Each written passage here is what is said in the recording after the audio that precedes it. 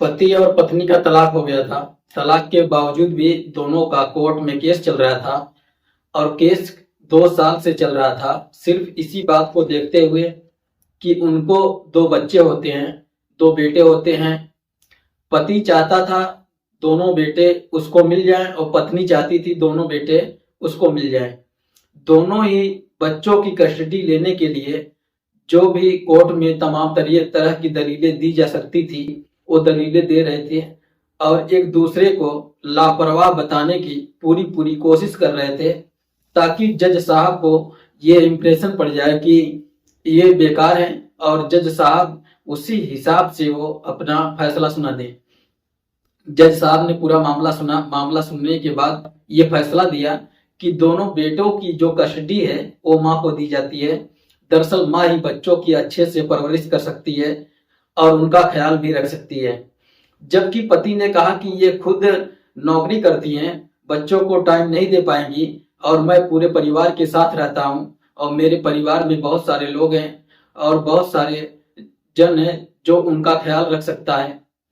दोनों ने अपने अपने तरीके से बात की, लेकिन जज ने कहा कोई बात नहीं है, सिर्फ दोनों बेटों की कस्टडी माँ को ही दी जा रही है और माँ को कस्टडी दे दी जाती है।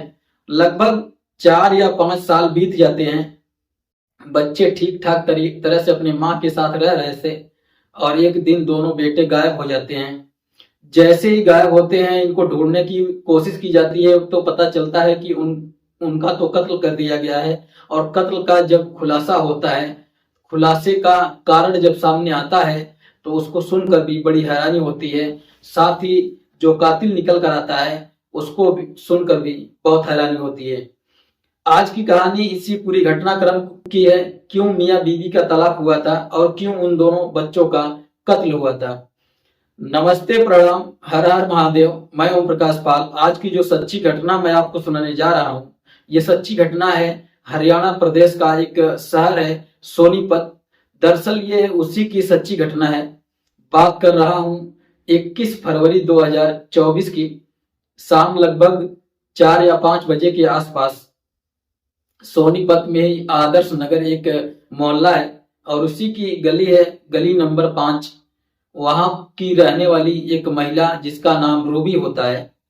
रूबी फैक्ट्री से काम करके अपने घर पे आई थी और घर आने के बाद जैसे ही दरवाजा खोलती है, दरवाजा खोलने के बाद बच्चों को आवाज लगा रही थी। कभी वंश को आवाज लगा रही थी तो कभी वीर को आवाज लगा रही थी। वंश बड़ा बेटा होता है जिसकी उम्र लगभग 10 साल के आसपास होती है और वीर छोटा बेटा होता है जिसकी उम्र 7 साल के आसपास होती है।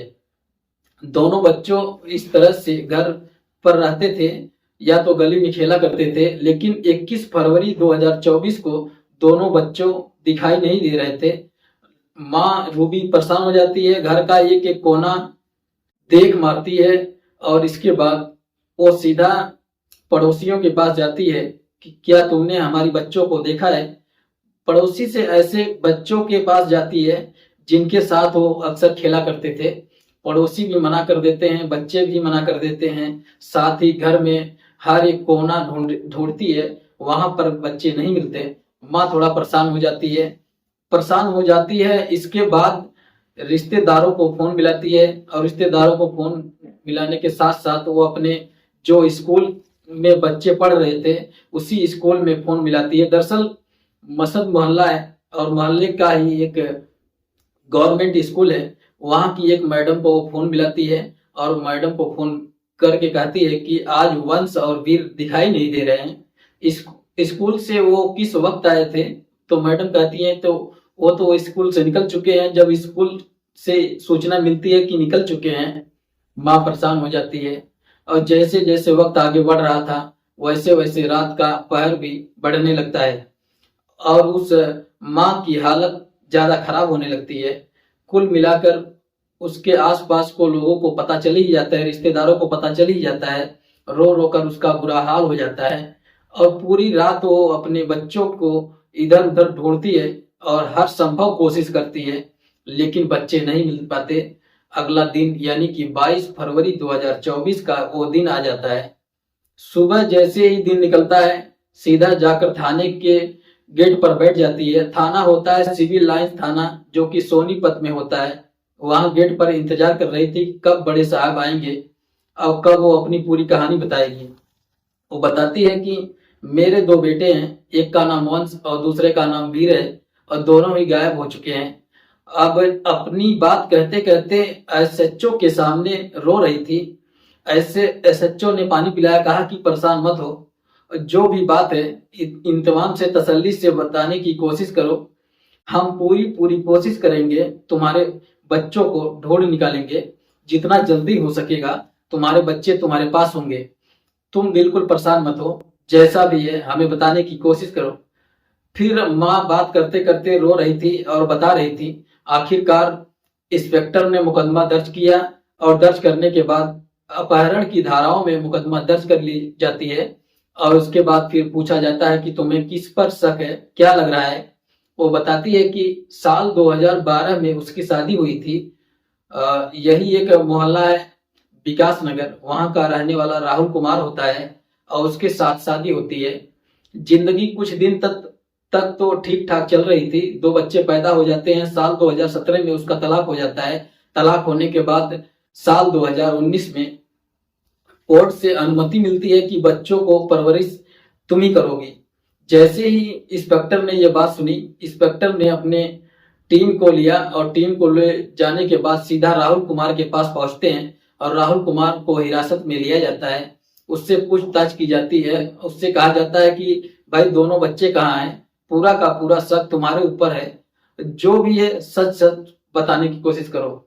जैसी उससे बात पूछी जाती है, वो इधर उधर की बातें कर रहा था, लेकिन पुलिस अपने तरीके से जब सख्ती से पूछी, और सख्ती से पूछताछ करने के बाद भी पुलिस को कोई सफलता मिल ही नहीं रही थी, और साथ साथ सिर्फ एक ही बात कह रहा था कि उस महिला ने मुझे फंसाने के लिए दोनों बच्चों को गायब किया होगा, और आपको उसी महिला से पूछना चाहिए।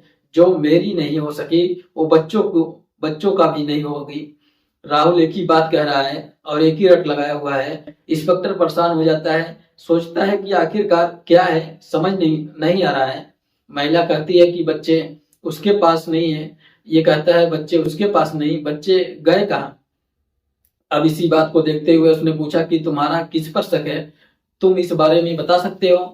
उसने कहा कि शक होगा तो मुझे पता नहीं, लेकिन आपको ये जरूर बताना चाहूंगा कि हम दोनों के बीच में तलाक हो चुका है। जब बात तलाक की आती है तो इंस्पेक्टर सुनना चाहा कि ठीक है, साल 2012 में इनकी शादी होती है।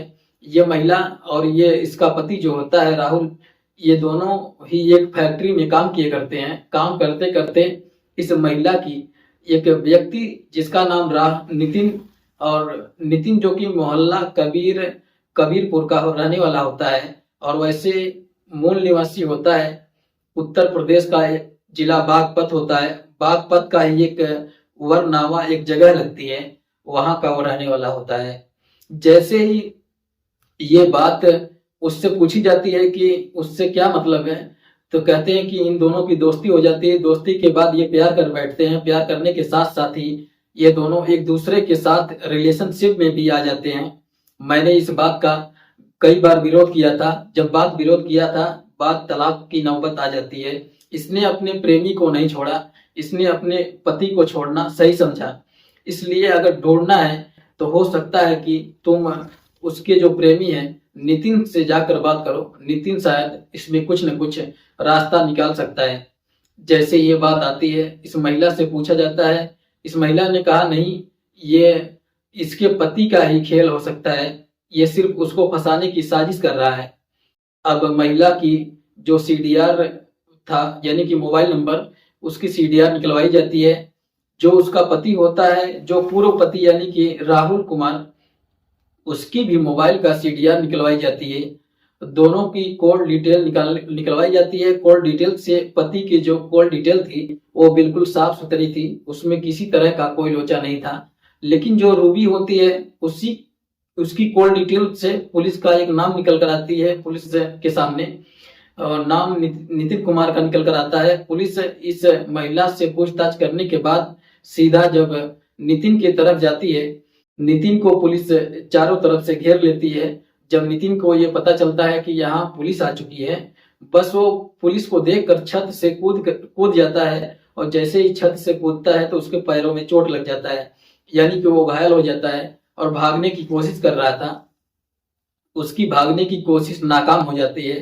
पुलिस उसको हिरासत में लेने की कोशिश कर रही थी और टांगों में चोट लगी थी, इसलिए नजदीकी एक नागरिक हॉस्पिटल होता है, वहां पर उसको एडमिट कराया जाता है। और एडमिट कराने के साथ ही उससे पूछा जाता है कि बच्चे कहाँ हैं। जब वो बच्चे के बारे में पूछ रहे थे तो उसने भी इधर उधर की बातें बताना शुरू कर दिया, लेकिन जब पुलिस ने अपने तरीके से सख्ती से पूछताछ की तो वो टूट जाता है।